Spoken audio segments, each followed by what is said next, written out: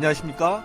이번 온라인 예언학교는 한국과 미국 그리고 세계 여러 나라에 사는 그리스도인들이 함께 모여서 공부하고 있습니다. 오늘도 마지막 시대를 위해서 주신 다니엘서를 공부할 때 하나님의 영께서 우리와 함께 해 주시길 기도드립니다. 자, 이제 다 함께 머리 숙여 기도하고 둘째 날 강의를 시작하도록 하겠습니다. 하늘에 계신 아버지, 하나님께서 2500년 전에 주신 다니엘서의 예언을 들고 주 앞에 나갑니다. 저희가 이 책을 열어서 공부할 때 깨닫게 하여 주시옵소서. 저희로 하여금 장래일을 보게 하시고 그것이 성취되는 모습을 볼 때마다 믿음이 자라고 하나님을 더 분명히 알게 도와주시옵소서. 오늘도 함께 예언을 연구하는 성도들을 위해서 기도드립니다. 성도들의 가정과 건강에 축복해 주시고 특별히 예언을 이해하는 눈을 열어주셔서 새로운 차원의 신앙으로 들어갈 수 있도록 도와주시옵소서. 지금 이 시간 우리 모두에게 오셔서 하나님의 영으로 감동시켜 주시옵소서. 그 마음이 하나님의 예언을 받아들일 수 있도록 준비시켜 주시기를 예수 그리스도의 이름으로 간절히 기도합니다. 아멘. 어제 우리는 예언을 공부해야 하는 세 가지 이유를 살펴보았습니다. 또한 계시록 12장에서 하늘에서 전쟁이 벌어진 그 장면을 보았습니다. 하늘 천사의 3분의 1이 사탄의 미혹에 빠져서 하늘에서 쫓겨나 이 지구로 내려왔던 사실을 확인했죠. 하늘에서 하나님과 함께 살던 그 천사의 3분의 1이 기만당했는데 이 지구에서는 얼마나 많은 사람들이 사탄과 악령들에게 기만당해 왔고 지금도 기만당하고 있을까요? 두려운 사실은 성경과 기독교 역사는 대부분의 사람들이 기만당해 왔음을 말하고 있다는 것입니다. 노아 홍수 때 어떻습니까?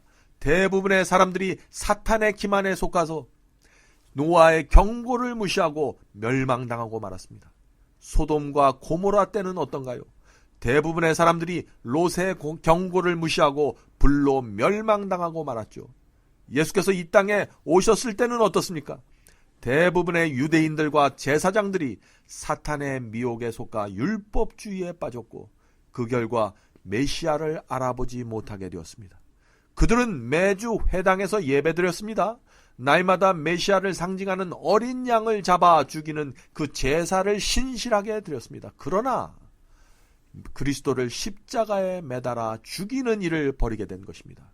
사탄의 치명적인 기만에 속았던 것입니다. 그러한 역사는 중세기를 거쳐서 지금까지 계속되고 있는 것입니다. 역사와 예언을 살펴보면 사탄의 기만과 미혹이 일어날 때마다 대다수의 사람들이 멸망당하는 장면을 우리가 보게 되는 것입니다. 사탄과 하나님 사이에 벌어지는 이 전쟁에는 특징이 있는데 두 가지가 있습니다. 이 전쟁의 첫 번째 특징은 중간은 없다는 것입니다. 중간은 없습니다. 사람이든지 천사든지 모든 존재들은 하나님과 사탄 사이에 한 편을 분명하게 결정해야 하는 것입니다. 하늘도 정확하게 둘로 나누어졌습니다. 지구에서 벌어지는 전쟁에서도 정확하게 두 쪽으로 나눠지게 될 것입니다. 구원받는 자들과 멸망받는 자들로 정확하게 둘로 나누어지게 될 것입니다. 단 한 명도 중간은 없게 될 것입니다. 그러나 안타까운 사실은 대부분의 사람들이 중간에 서 있으려고 한다는 것입니다. 저쪽도 아닌 이쪽도 아닌 중간 말이죠. 바로 그런 신앙 태도 때문에 많은 사람들이 기만당하게 되는 것입니다. 하나님의 편에 분명히 서지 않는 사람들은 모두 기만당하게 될 것입니다. 두 번째 특징은 하나님과 사탄 사이에 치열한 전쟁이 벌어질 때마다 절대 다수의 사람들이 사탄의 기만에 넘어간다는 것입니다. 제가 지금 무엇이라고 말씀드렸나요? 절대 다수가 사탄의 기만에 넘어가게 된다는 것입니다. 왜 그렇게 될까요? 왜냐하면 대부분의 사람들이 넓은 길을 걷기 원하기 때문입니다. 예수께서 말씀하신 것처럼 내 자신을 부인하지 않기 때문에 그런 것입니다. 십자가를 메고 싶지 않기 때문에 그런 것입니다. 자신이 듣기 원하고 자기 귀를 기쁘게 하는 말씀을 받아들이기 때문에 그렇게 되는 것입니다. 좁은 길은 길이 가파르고 협착해서 많은 사람들이 그 길을 싫어할 것이라고 말씀했습니다. 그래서 하나님께서 예언을 주시는 것입니다. 예언이 주는 메시지는 이런 것입니다. 내 백성아, 사탄과 거짓 선지자들이 너희를 미혹할 때 손해와 고통이 있을지라도 좁은 길을 선택해야 한다. 만일 너희들이 넓은 길을 선택하면 사탄의 덫에 걸리게 될 것이야. 너희가 진리를 위해서 사자굴에 들어가야만 한다면 다니엘처럼 그렇게 하도록 해라. 만일 너희가 살기 위해서 좁은 길을 피하고 진리를 피한다면 거기에는 영원한 멸망이 있을 뿐이다. 그러니 조심해라. 하늘에서 너희가 받을 보상이 크다. 이 땅에서는 진리를 붙잡고 살아라, 내 자녀들아. 사랑하는 성도 여러분, 이것이 하나님께서 예언을 통해서 우리에게 주시는 메시지입니다. 지금은 전쟁 중입니다. 그런데 이 전쟁은 장로교회와 침례교회의 전쟁이 아닙니다. 개신교회와 천주교회의 전쟁도 아닙니다. 이 전쟁의 당사자는 하나님과 사탄입니다. 그리고 우리는 하나님과 사탄 사이에서 누구를 지지할 것인가를 결정해야 하는 것입니다. 우리는 하나님께서 주시는 진리를 받아들일 것인지 사탄이 교회 안에 밀어넣는 거짓 복음과 거짓 가르침을 받아들일 것인지 결정해야 하는 것입니다.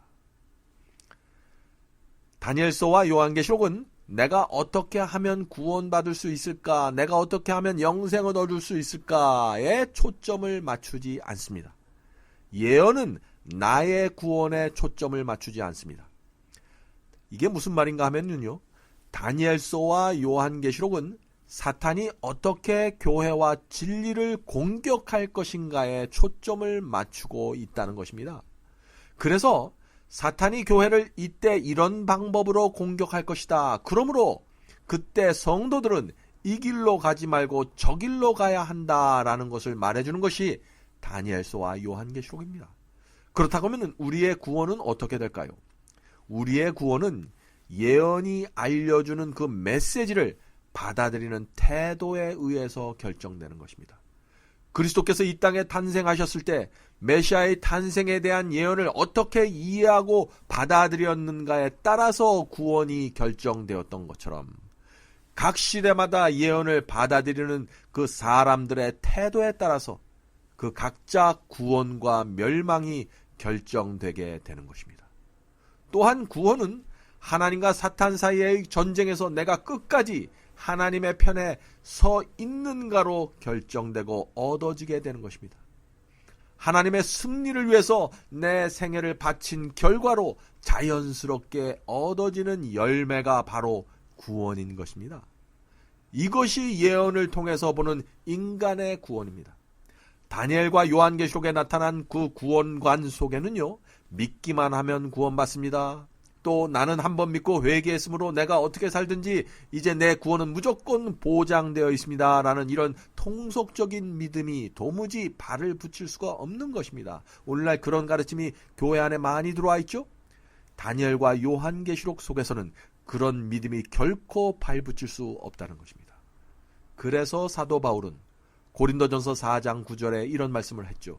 우리는 세계 곧 천사와 사람에게 구경거리가 되었노라. 자, 이 말씀이 무슨 뜻입니까? 지금 우주 세계와 천사들은 우리의 결정과 선택을 지켜보고 있다는 것입니다. 구경하고 있다는 것입니다. 하늘 왕의 아들이 이 땅에 내려와서 십자가에 돌아가셨는데 그 피로 인류가 구원받을 수 있는 길이 열렸는데 지금 사람들이 그 십자가의 은혜를 어떻게 받아들이고 있는가를 지켜보고 있다는 것입니다. 과연 그리스도의 피 묻은 그 은혜가 사람들의 마음과 생애를 변화시킬 수 있는가를 지켜보고 구경하고 있다는 것입니다. 그것만이 아니죠. 또한 거짓 선지자와 악령들이 어떻게 성도들을 기만하고 하나님이 그것에 대항해서 어떻게 당신의 백성을 인도하는가를 지켜보고 있는 것입니다. 하나님께서 우리 모두를 하늘까지 인도해 주실 것입니다. 그것은 틀림없는 진실입니다. 그런데 무엇을 통해서 우리를 인도해 주실까요?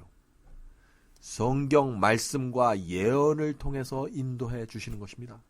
그래서 말씀과 예언이 이 길이 정론이 이리로 가라 라고 가르쳐 주실 때 우리가 그 말씀을 붙잡고 쫓아가야 하는 것입니다. 첫 번째, 말씀의 신뢰.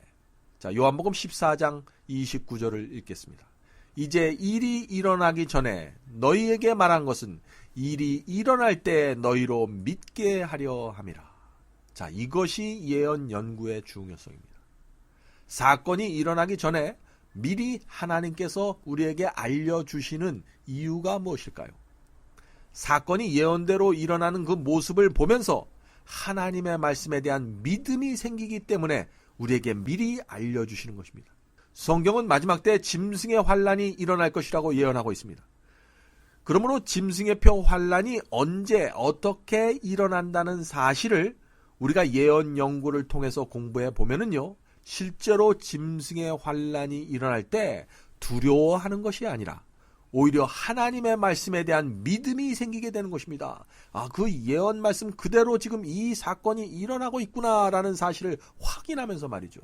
그래서 목숨을 위협하는 핍박이 오더라도 하나님의 말씀 위에 굳건히 서서 사탄의 위협과 미혹을 물리치게 된다 하는 것이죠.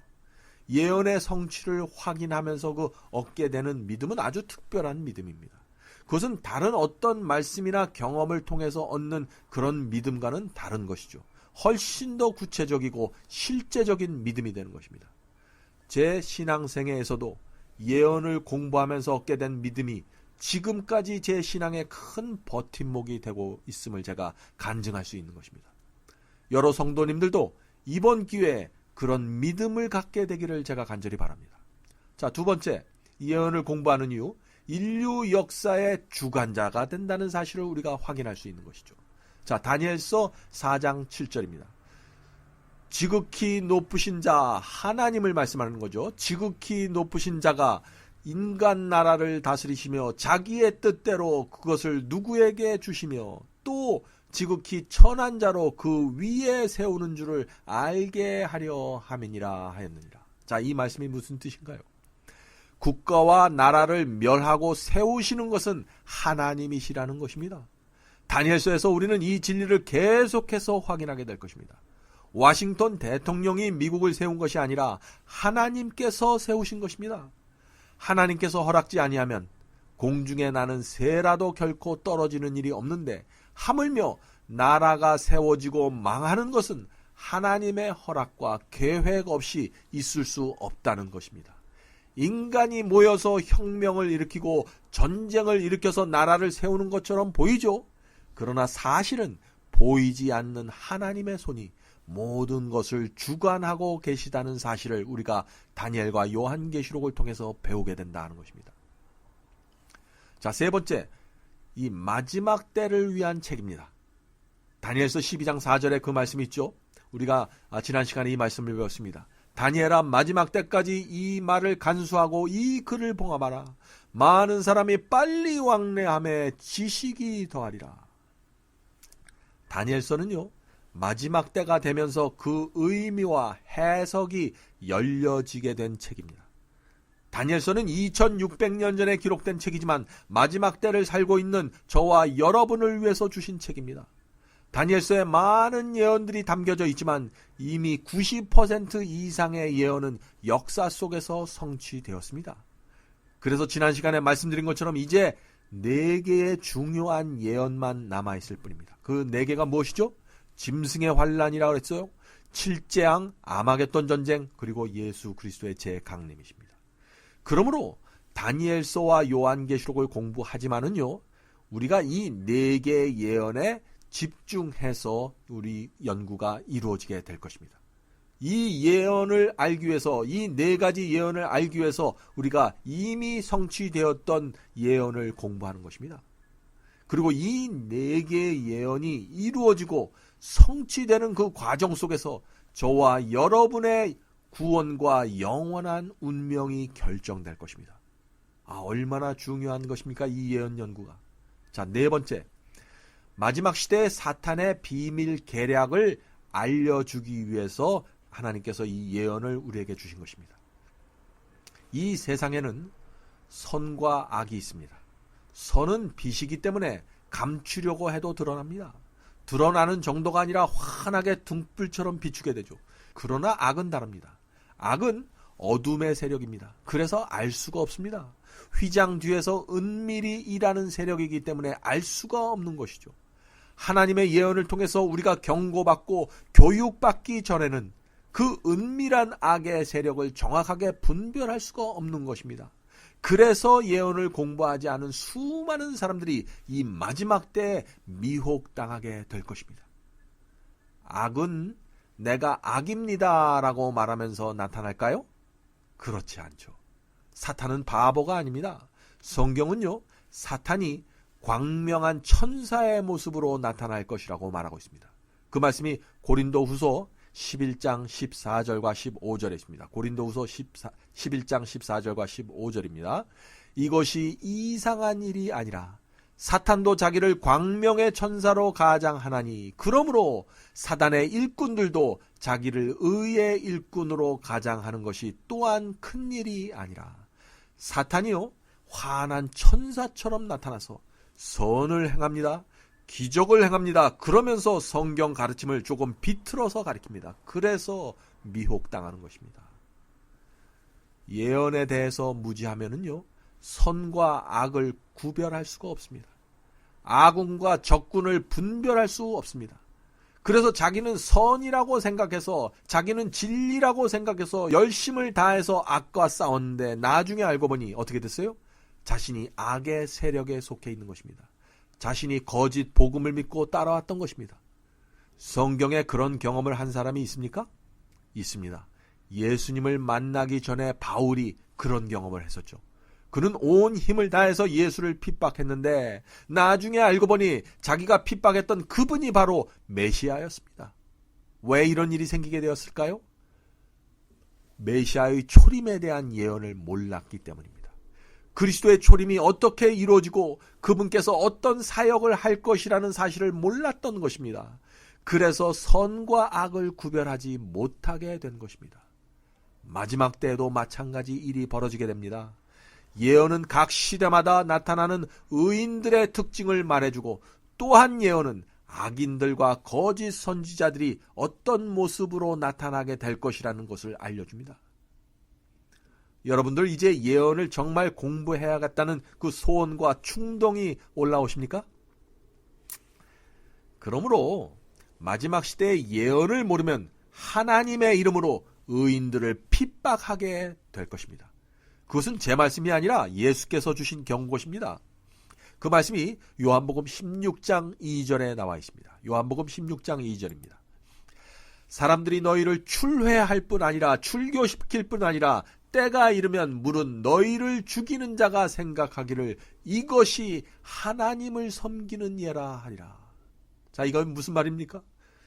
죽이는데 하나님을 섬기기 위해서 죽인다는 것입니다. 하나님을 섬기기 위해서 핍박한다는 것입니다. 바로 이것이 종교 핍박입니다. 하나님을 위해서 핍박하는 것입니다. 이런 핍박에는요, 양심의 가책이 없기 때문에 그 핍박의 강도가 이루 말할 수 없이 강해지게 되는 것입니다.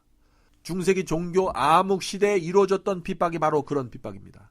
그래서 그때 5천만 명 이상이나 되는 순교자가 나타나게 된 것입니다. 그런 미혹과 기만이 이제 우리 앞에 놓여 있는 것입니다. 마지막 시대의 짐승의 표 환란도 사람들이 하나님께 영광을 돌려야 한다는 그 신념으로 의인들을 핍박함으로써 이루어지게 되는 것입니다. 이것은 굉장히 중요한 개념입니다. 자, 다섯 번째, 마지막 때 하나님의 지시를 받기 위하여 우리가 예언을 공부해야 하는 것이죠. 자, 아모스 3장 7절에 그 말씀이 있습니다. 이 말씀은 중요한 말씀입니다. 주 여호와께서는 자기의 비밀을 그종 선지자들에게 보이지 아니하고서는 결코 행하심이 없으리라. 자, 이 말씀에 나오는 비밀은 구원과 멸망의 계획에 대한 비밀을 말하는데 하나님께서 그 구원과 멸망의 그 계획을 미리 성도들에게 알려주지 않고서는 결코 그것을 행하지 않으시겠다는 것입니다. 얼마나 감사합니까? 이 말씀은 하나님의 약속입니다. 우리는 바로 이 약속을 믿고 지금 예언을 공부하고 있는 것입니다. 그러므로 짐승의 표 환란이 오기 전에, 예수께서 이 땅에 오시기 전에 반드시 우리에게 마지막 시대의 비밀을 가르쳐 주실 것이라는 그 믿음을 갖고 이 시간에 우리가 예언을 살펴보는 것입니다. 다니엘서의 각 장별 요약과 시간성입니다. 자, 이 차트가 조금 복잡해 보이죠?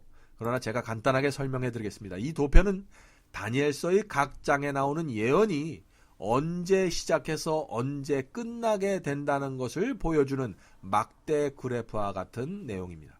자, 자세한 내용은 우리가 그 실제 내용에 들어가서 나중에 설명해 드리도록 하겠습니다.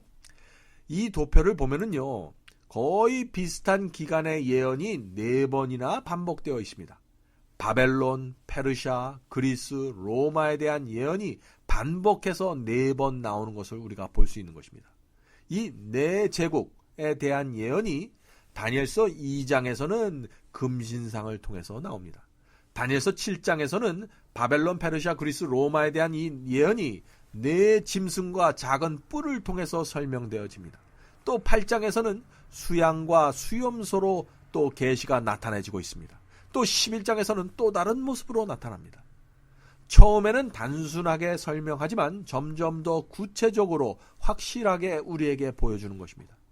하나님께서는 왜 4번이나 반복해서 이 비슷한 예언을 우리에게 계속해서 보여주고 계실까요?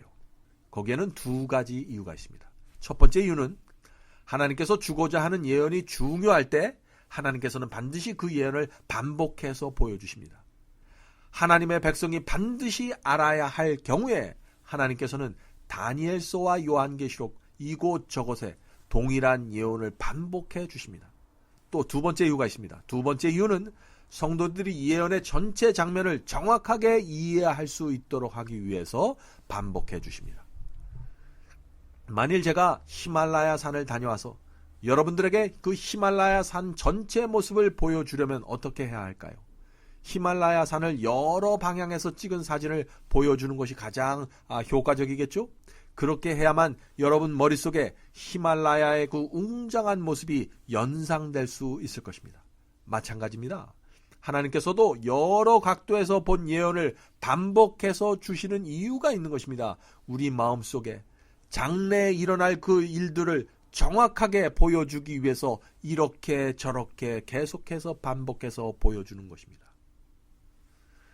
자, 이제 다니엘서가 어떻게 구성되었는지 살펴보도록 하겠습니다. 이 부분은 교재에는 없지만은 중요한 내용이기 때문에 제가 설명드리겠습니다. 다니엘서는 총 12장으로 되어 있습니다. 그런데 정확하게 둘로 나누어져 있습니다. 1장부터 6장은 다니엘과 세 친구의 신앙과 경험이 중심이 되어 있습니다. 그러나 7장부터 12장까지는 예언이 중심이 되어 있습니다.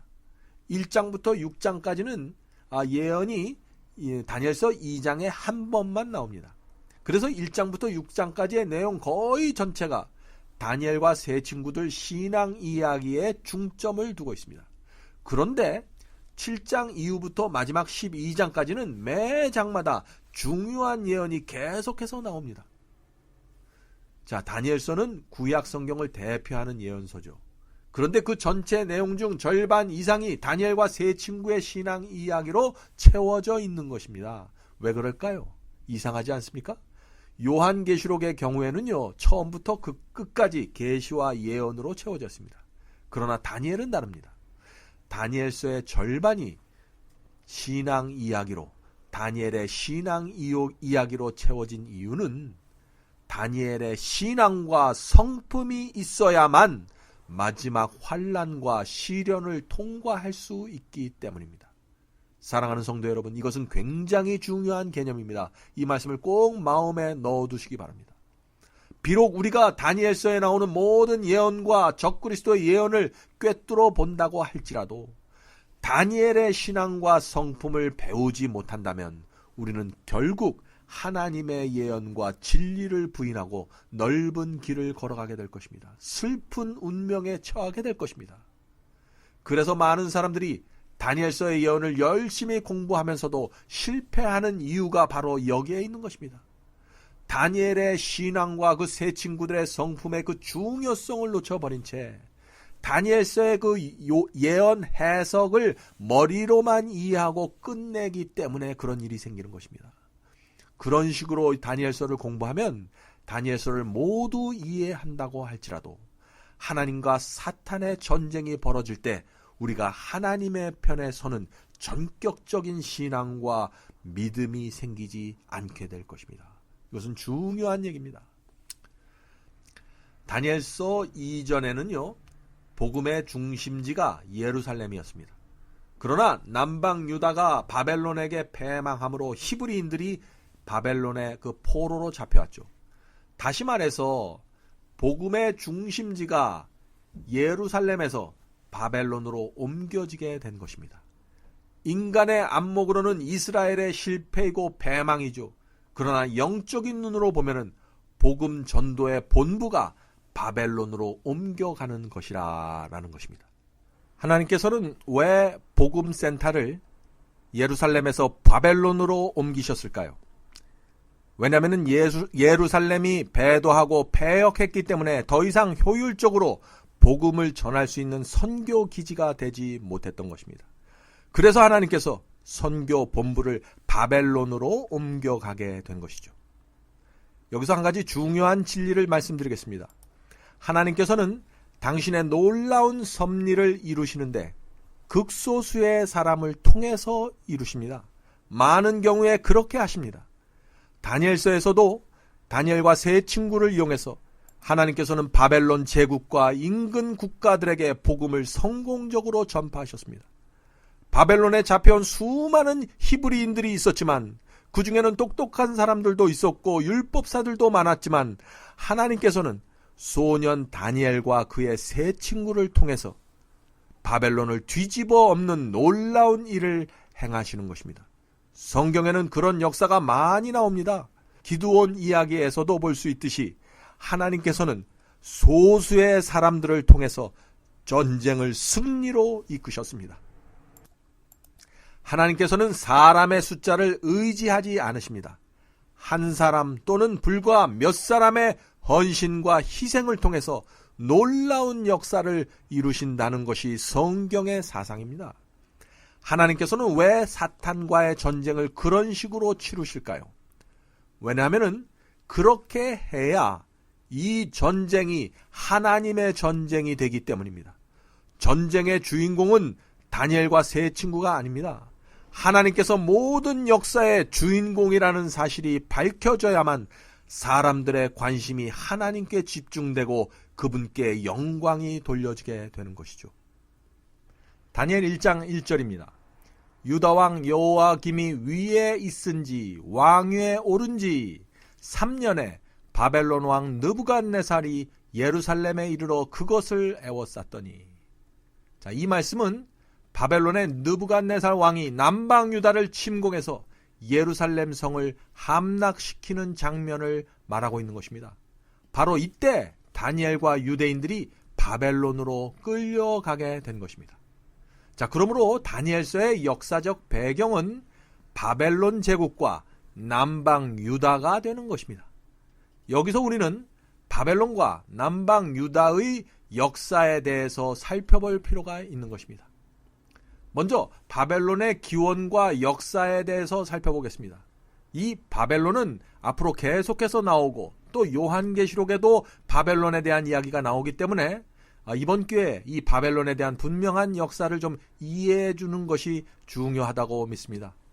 고대 역사에서 바벨론이 두 개가 있다는 사실 때문에 혼돈하는 분들이 가끔 있습니다. 바벨론에는 구바벨론과 신바벨론이 있습니다. 이 두 나라는 시대적으로 1000년 정도의 차이가 나는 국가입니다. 구바벨론은 노아의 세 아들, 즉 셈, 함, 야벳 중에서 함의 자손인 니므롯의 시대로 올라갑니다. 이 놀라운 것은 노아의 증손자인 니므롯이 모든 이교 신앙의 원조가 되었다는 사실입니다. 이교 신앙과 바벨론 신앙을 이야기할 때 니므롯을 빼놓고는 이야기할 수가 없는 것입니다.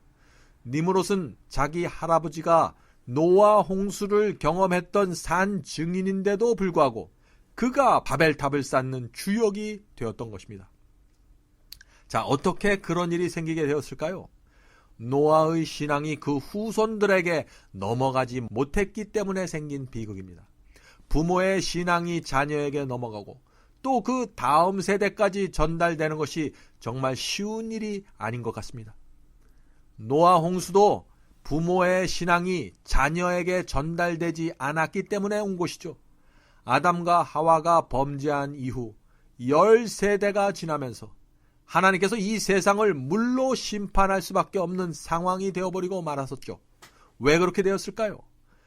아담의 신앙이 가인에게 넘어가지 못했기 때문입니다. 가인이 신앙을 이어받지 못하자 어떻게 됐습니까? 그의 후손들도 하나님께 대한 신앙을 받을 수 있는 그 기회를 잃어버리게 된 것입니다. 내가 신앙을 거절하면 그것은 내 자신에게만 국한된 것이 아니라는 것입니다. 가인이 신앙을 거절했기 때문에 그에게서 출발되는 가인의 가문 전체가 하나님께 등을 돌리고 살아가게 되었고 결국에는 가문 전체가 홍수가 임했을 때 멸망당하게 된 것입니다. 그래서 내가 신앙을 거절하거나 받아들이는 것이 나 하나만의 문제가 아니라는 사실을 이해해야 하는 것입니다. 내 결정 때문에 내 후손의 구원과 멸망이 크게 좌우될 수 있다는 사실을 우리가 보아야 하는 것입니다. 자, 다시 바벨탑 이야기로 돌아가 보죠. 니므롯의 지도하에 사람들이 유프라데스 강 유역에 바벨탑을 쌓았습니다. 자, 그런데 왜 그들이 바벨탑을 쌓았을까요? 왜냐하면 하나님께서 물로 세상을 다시 멸하지 않겠다고 약속을 했는데 이 사람들이 그 하나님의 약속을 믿지 않은 것입니다. 그래서 불안해서 이제부터는 홍수가 와도 우리가 살 수 있는 방법을 만들자 해갖고 바벨탑을 높이 쌓아 올리게 된 것입니다. 하나님의 약속에 대한 믿음을 잃어버리면 곧바로 바벨탑을 쌓게 되는 것입니다. 하나님께 대한 신뢰를 잃어버린 사람은 오늘날에도 자신의 힘으로 무엇인가 만들어서 자신을 보호하려고 하는데 바로 그것이 바벨탑의 정신이다 하는 것이죠. 하나님을 의지하지 않고 믿지 않고 내 힘과 내 지혜로 나를 보호하는 것, 그것이 바벨탑 정신입니다. 바벨탑은 유브라데스 강 유역에 세워졌습니다. 그런데 유브라데스 강은 에덴 동산에서부터 흘러나오는 강이었습니다. 이 창세기 2장 10절에 에덴 동산에서부터 흘러나가는 네 방향으로 흘러나가는 강들의 이름이 나옵니다. 그 가운데 세계 역사에서 자주 등장하는 강들이 나오죠. 그 유명한 강이 무엇이냐면 유브라데스 강과 티그리스 강입니다. 창세기에는 이 티그리스 강이 hitdegel이라는 이름으로 기록되어 있습니다. 에덴 동산에서 흘러나오는 유브라데스 강과 티그리스 강 사이에는 아주 비옥한 땅이 되었습니다. 에덴 동산 근처에서 가장 좋은 땅이 되었죠. 두 강이 흐르는 사이에 땅이었기 때문에 매우 비옥해서 고대 문화가 그곳에서 발상되었던 것입니다. 그곳을 가리쳐서 메소포타미아라고 부르는 것입니다. 메소포타미아라는 말 자체가 강 사이라는 뜻입니다. 강이 비옥해서 먹을 것이 풍부했기 때문에 최초의 도시가 바로 그곳에 세워졌습니다. 사탄은 그곳에 바벨탑을 세우고 구 바벨론을 건설했던 것입니다. 그리고 그곳은 풍요롭고 비옥했기 때문에 그 이후로 계속해서 강대국들의 각축장이 되었고 온갖 이방 종교들이 모여들게 되었습니다. 그래서 바벨론이라고 하면은 이교의 신들, 귀신의 영들, 더러운 영들이 모이는 곳이라는 뜻이 포함되게 된 것입니다. 나중에는 그 지역이 아시리아에 의해서 점령돼서 큰 제국을 이루게 되었습니다. 자, 이렇게 해서 세월이 흘러갑니다. 기원전 612년 한 세력이 유브라데스 강 중심에서 다시 일어나서 아시리아를 무너뜨리게 됩니다. 바로 그 나라가 다니엘서에 나오는 바벨론입니다. 자, 그런데 역사가들은 앞에 나온 그 구바벨론과 구별하기 위해서 기원전 612년에 올라오는 이 세력을 신바벨론이라고 부르는 것입니다. 느부갓네살 왕은 신바벨론의 두 번째 왕으로 등극해서 이 바벨론의 황금 시대를 이끄는 왕이 되는 것입니다. 느부갓네살 왕은 기원전 605년에 즉위해서 바벨론 제국을 크게 국가로서 확장시켜 나갔는데 서쪽으로는 유럽을 향해서 나갔고 동쪽으로 남쪽으로 영토를 확장하는 과정에서 남방 유다를 만나게 돼서 침공하고 무너뜨리게 되는 것입니다. 다니엘은 그때 포로가 되어 바벨론으로 끌려오게 되는데 바로 이 시점에서부터 다니엘서가 시작되는 것입니다. 다니엘서는 다니엘이 바벨론의 포로로 잡혀 있는 동안에 기록한 것이 대부분인데 다니엘서 후반부에는 메데 페르시아 시대에 기록된 부분도 있습니다. 오늘은 여기까지 하겠습니다. 내일은 남방 유다의 멸망에 대해서 살펴보겠습니다.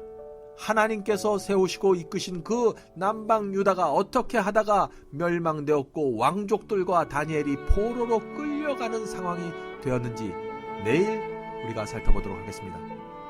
오늘 하루도 하나님의 음성을 들으면서 사시길 제가 간절히 간구합니다. 이제 기도하고 마치겠습니다. 하늘에 계신 아버지, 오늘 저희가 배운 말씀 위에 축복해 주셔서 우리의 마음에 깨우침을 주시고 저희 생애를 인도해 주시길 간구합니다. 오늘 들은 말씀이 허지로 돌아가지 않도록 저에게 열심을 주시고 진리를 사모하는 영을 퍼부어 주시옵소서. 내일 다시 만날 때까지 성령께서 저희 모두를 지켜주시기를 예수 그리스도의 이름으로 간절히 기도드립니다. 아멘. 감사합니다. 내일도 5분 전에 오셔서 마음 준비를 하시길 부탁드립니다. 아직 출석부에 이름을 쓰지 않은 분들은 꼭 성함을 써주시면 감사하겠습니다. 그럼 안녕히 계십시오. 내일 다시 뵙겠습니다.